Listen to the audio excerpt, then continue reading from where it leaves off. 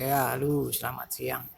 Kebetulan siang ini kita akan membahas tentang mesin Ariel side valve VB 550 cc tahun 1935. Ya, kebetulan kita punya 3 box itu. Yang pertama yang depan ini untuk Ariel VB, kemudian yang belakang itu untuk Jawa CZ 150 tahun 5354, dan belakangnya paling belakang tuh box untuk MZ RT 125 garis miring 2, itu sekitar tahun 54-an ya. Jadi sekarang kita akan membahas tentang Ariel VB side valve. Kebetulan ini sedang saya inspeksi, akan saya rakit lagi nanti, tapi kebetulan sebelum kita rakit jadi kita bisa masukkan ke konten ya. Jadi Ariel VB 550 ya, motor Inggris tahun 35. Nah, ini motor mesinnya saya dapat udah lama, jadi beberapa yang saya ganti itu sekernya karena udah nggak bagus ya ini, dan ininya apa, diameternya juga udah terlalu besar, udah sini sekitar 98 kalau nggak salah. Nanti akan saya ganti, saya kembalikan ke ukuran standarnya 96,4 ya, 96,4. Jadi untuk apanya, boringnya udah kita sesuaikan boringnya ya. Nanti kita akan bahas apa sih dalamannya mesin Ariel, dari bottom, kemudian dari boring, dari head, kemudian isinya di sini itu apa. Untuk mesin set valve ini cenderung lebih simpel dibanding dengan mesin yang top clap ya. Kenapa dibilang set valve? Karena valve-nya atau clap-nya ada di samping, posisinya ada di samping. Nanti akan kita bahas lebih lanjut. Baik, yang pertama tentang crankcase-nya ya. Crankcase-nya ini atau bottom end-nya ya simpel sebenarnya. Isinya coba saya dekatkan dulu ya. Ya, cangkangnya namanya crankcase, dalamannya yaitu bandul ya. Crank sama apa nih, langkahnya atau batang untuk pistonnya ini, stang sekernya nih, seperti itu. Isinya hanya bandul aja, ini nggak ada apa-apa ya. Coba kita putar ya, tidak ada komponen-komponen lain. Nanti kita bahas yang di sini apa aja. Kemudian selanjutnya saya mundurin lagi.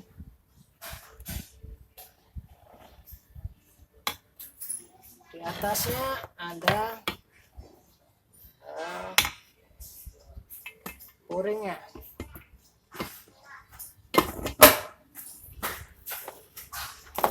Ya, di atasnya boring. Boringnya, nah ini udah kita sesuaikan. Yang saya bilang tadi, kita bikin baru linernya ya, menyesuaikan dengan diameter piston yang baru. Nanti kan kita ganti. Nah, ini ada 2 klep. Yang ini karbu, berarti ini klep inlet, ini exhaustnya yang ke arah knalpot buang ya. Kemudian di dalam sini itu per aja ya, tuh dalamnya per ya. Nih, nanti naik turun ya, itu bottom, boring, kemudian yang paling atas ini topnya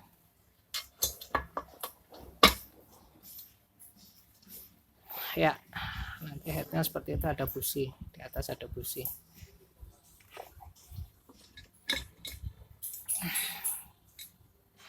Ya, ini bagian bawahnya untuk kompresinya di sini, kubah untuk kompresinya.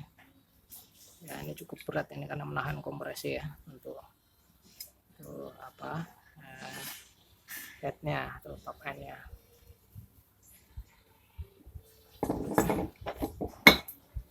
Ya, secara garis besar itu kemudian nanti kita akan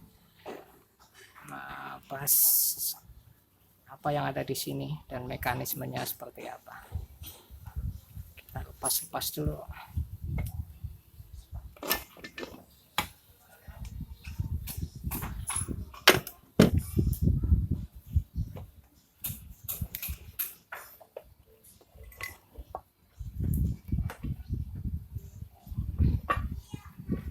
Ya baik, jadi untuk crankcase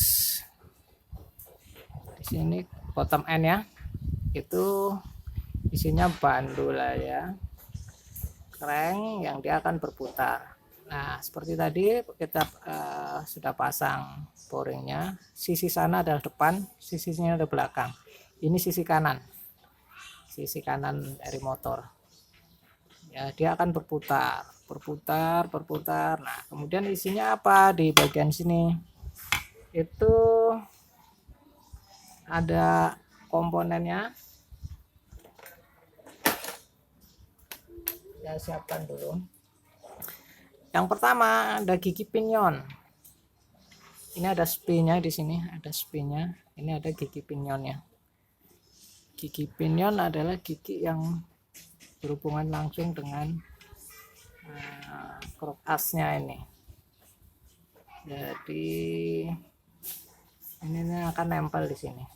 Ada tempat untuk spin ya.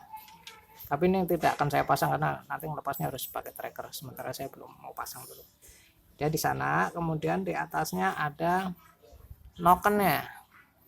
Ini noken, ya. Ini gigi nokennya. Gigi nokennya nanti akan ketemu dengan gigi pinionnya ini. Jadi posisinya dia ada di sini. Ya, ini gigi pinionnya nanti kalau normal dipasang dia akan masuk ya. Tapi secara garis besar posisinya ya, di sana. Oke, seperti itu. Kemudian di sana ada ini ya, saya kurang nyebutnya kupu-kupu atau sepatu atau apalah namanya. Tapi ini berfungsi untuk dia akan bersentuhan dengan nokennya dan dia akan naik turun untuk menekan klepnya. Posisinya ada di sana.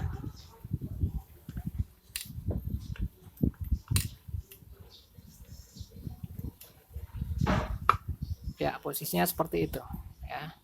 Ini gigi pinion saya lepas dulu. Jadi nanti kalau dia bergerak maka itu sepatunya akan naik turun ya, akan naik turun, bergeraknya ke sana ini.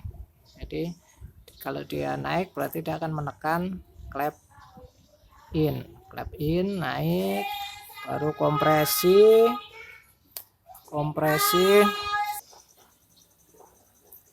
ya. Jadi ini putarannya ke sana, jadi dia naik, dia akan menekan klep innya. Jadi mesin akan menyedot bensin, kemudian berputar terus, terjadi kompresi, terjadi langkah usaha, kemudian yang terakhir dia akan membuang gas sisa pembakaran. Berulang lagi, setelah dibuang gasnya sisa pembakaran dia akan sedot bensin lagi. Itu langkah pertama. Langkah kedua terjadi kompresi, langkah ketiga terjadi usaha, dan langkah keempat dia akan menekan klep exhaust atau buang. Demikian seterusnya konsep untuk mesin 4 langkah. Nah yang di sini isinya itu aja. Kemudian di bagian luarnya itu ada ini ya, seperti itu. Jadi komponen apa yang ada di sini? Yang pertama ini untuk pompa oli. Ya, ini pompa oli Ariel. Ya, ini pompa oli Ariel cukup unik ya. Ya, mirip-mirip dengan pompa oli Triumph juga ya. Nah, ini pompa oli Arielnya. Yang sisi kiri ini adalah untuk oli masuk ya. Dia akan memompa oli masuk untuk melumasi bagian dalam mesin. Terus yang kanan ini untuk balikan ke tangki oli. Nah, biasanya di belakangnya ini ada untuk oli pompa oli Ariel ini ada tahunnya. Ini kebetulan tahun 46. Saya pakai untuk pompa oli yang tahun 46. Itu biasanya ada di sini tahun 52, tahun bahkan saya ada yang tahun 32 saya juga ada juga. Ini sudah saya tes tadi udah bagus. Nanti untuk pengetesan bagaimana pompa olinya fungsi dengan baik atau enggak nanti dalam video yang lain. Nah, ini nanti ada pompa oli. Penggeraknya gimana? Penggeraknya dari ini. Dari yang tadi nyambung ke noken. Cara menggeraknya itu pakai kotak ini, terus nanti dia akan masuk ke sana ya. Jadi seperti ini. Karena ini posisinya tidak di tengah lingkaran, maka dia akan naik turun nih, berputar naik turun. Maka posisi ini juga nanti batang pompanya ini akan naik turun, akan memompa ya, akan memompa seperti itu. Oke, yang di sisi luar ini. Nah, di sini sebenarnya ada ininya, ada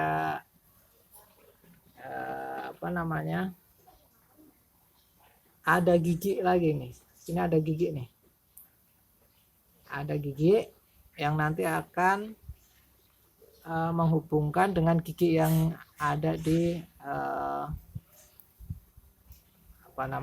untuk pengapiannya, untuk magnetnya ya, misalnya pakai magnet wayang atau doser itu di sini ada giginya, jadi nanti akan berputar. Kebetulan nih gigi sedang saya lepas, saya taruh di mana lupa, nanti kita cari lagi ya. Dia tirus saja modelnya.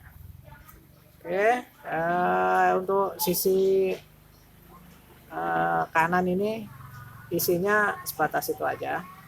Nah, kemudian ada yang membedakan. Bentar, mungkin agak ini ya, agak kurang jelas karena ada sisi matahari. Bentar.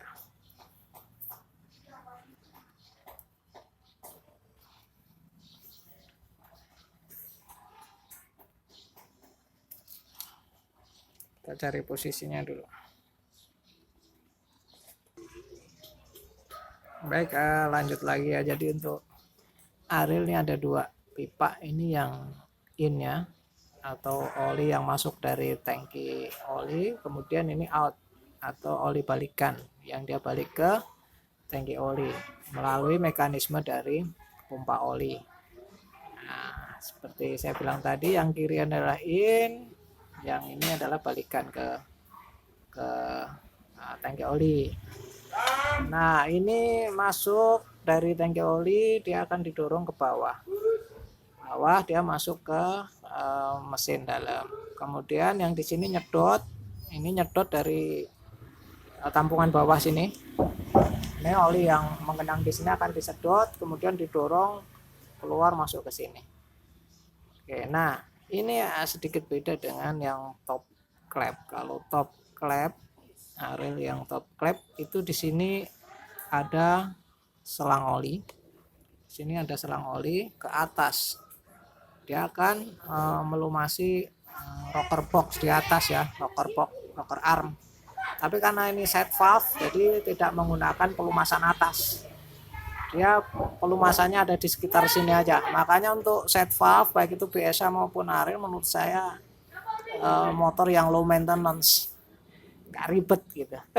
Nggak ribet Ya, makanya ini kalau bentuknya dengan yang top klep sama ini, cuma ini dimatikan, jadi ditutup baut. Dan di sini juga tidak ada mekanisme, biasanya pengaturan nih ada pelor sama pernya, tapi karena ini memang tidak ada fungsionalitasnya untuk ke atas, untuk pelumasan rocker box, maka dimatikan.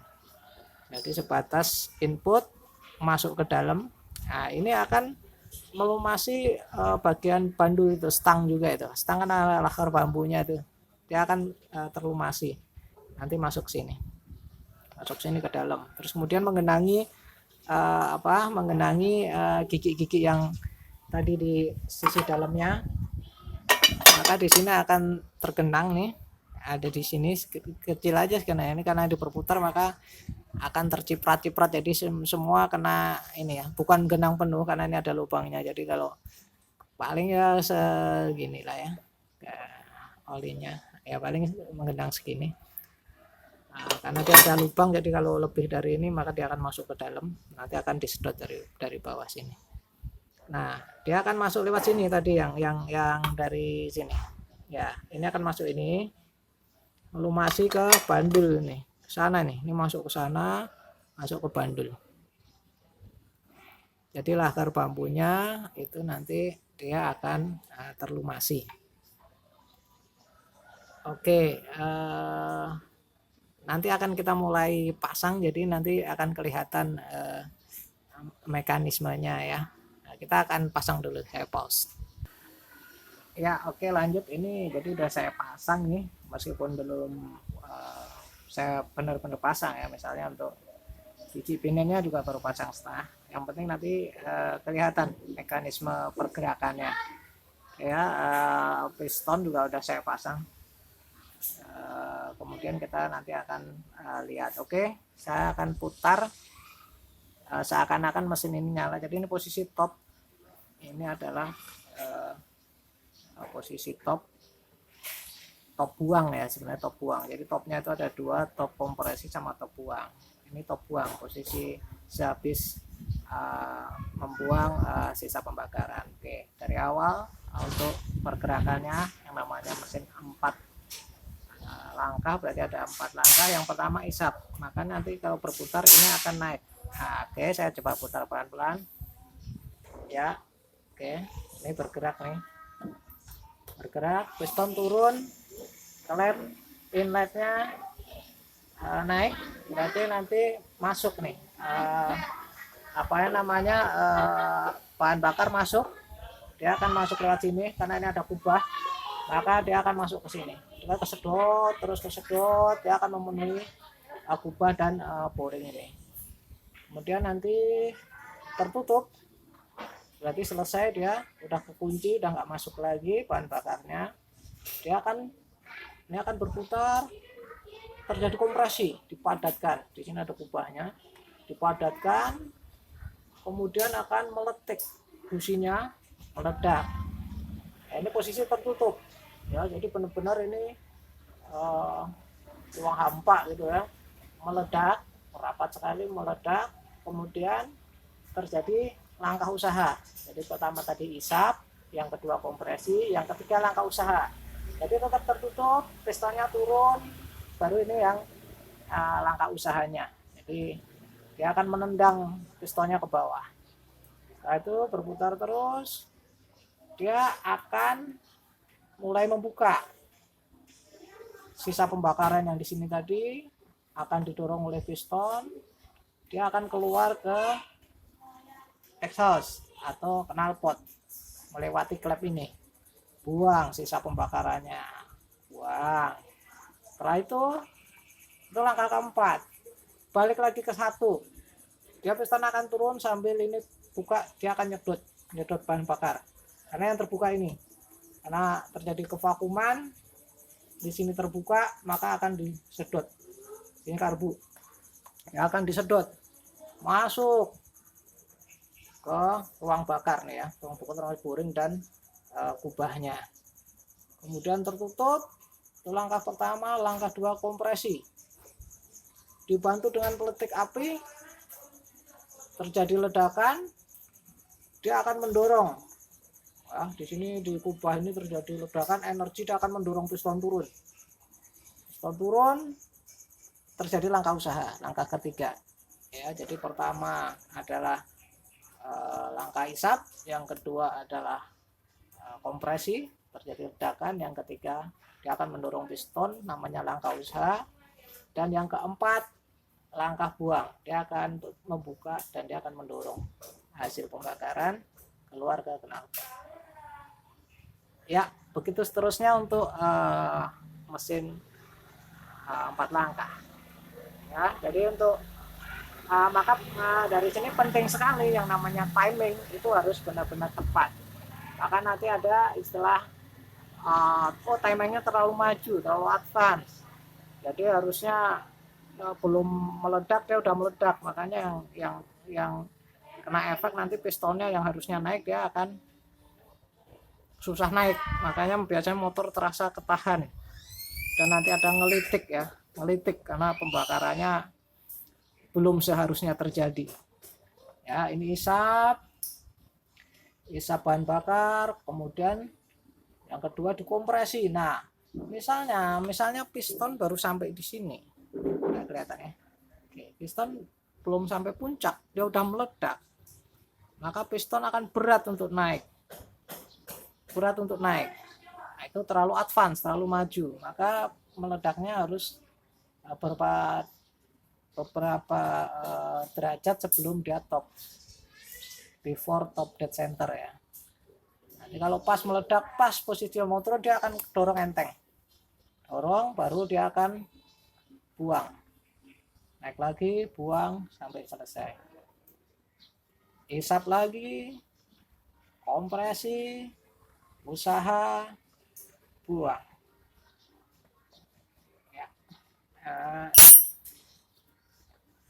Ya, itu cara kerjanya ya, cara kerja mesin 4 langkah. Dan ini contoh yang mesin yang termasuk simple dan mudah untuk kita memahami cara kerjanya. Nah, ini klepnya ya, mekanisme pernya kalau berputar dia akan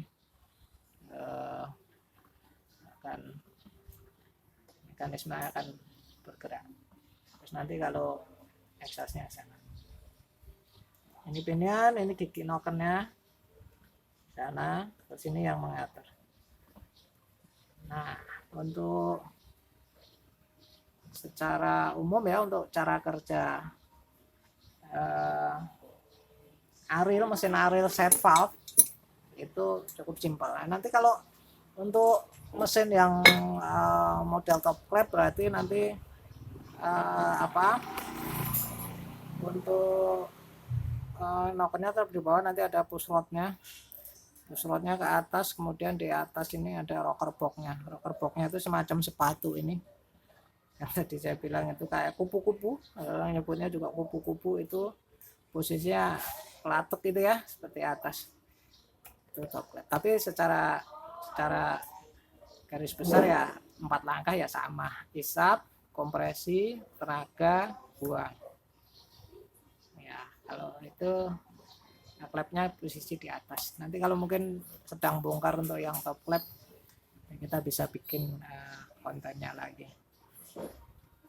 Untuk sementara itu dulu ya yang bisa kita bikin kontennya untuk bahan pengetahuan buat yang belum tahu. Kalau yang udah tahu ya di skip aja. Oke, terima kasih.